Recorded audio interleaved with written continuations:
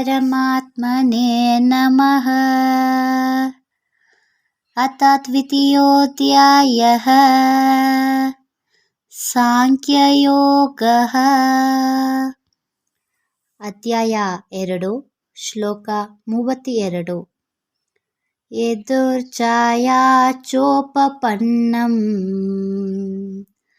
ಸ್ವರ್ಗದ್ವಾರಂ ಅಭಾವೃತಂ ಸುಖಿನಃ ಕ್ಷತ್ರಿಯಾ ಪಾರ್ಥ ಲಭಂತೆ ಉತ್ತಮೇ ತ್ರಿಶಂ. ಶ್ಲೋಕನ ಅರ್ಥ: ಓ ಪಾರ್ಥ, ದಾರಗ ಧರ್ಮೋವ ಕಾಪುದಿಗಾದ ವಾಯ್ಪು ಎದುರುನೋಡಾದ ಸಿಕ್ಕಿ ಅವಕಗ ದೇವಲೋಕದ ಸ್ವರ್ಗದ ಹಡಿ ತರದರವೋ ಅವಕತ ಸಂತೋಷವಾಯಿ ಇಬ್ಬ ಪೋರ್ವೀರರು. ಎಲ್ಲರಿಗೂ ನಮಸ್ಕಾರ. ನನ್ನ ಹೆಸರು ದರ್ಶನ. ನಾ ಸುಲಿಗುಡಾಟಿಯಿಂದ ಬಂದೆ.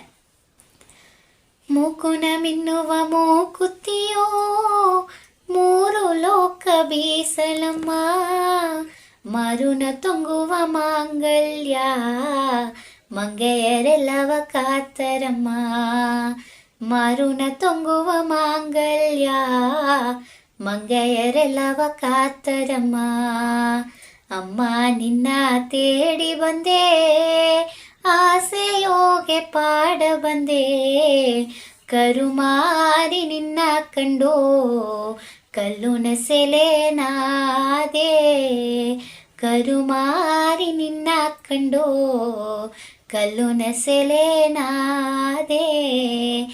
ಏಸು ತಿರುಕು ನೋಡಿಲೆಯೂ ಎನ್ನ ಮನಸ್ಸು ಸಲಿಪು ಆಪದಿಲ್ಲೇ.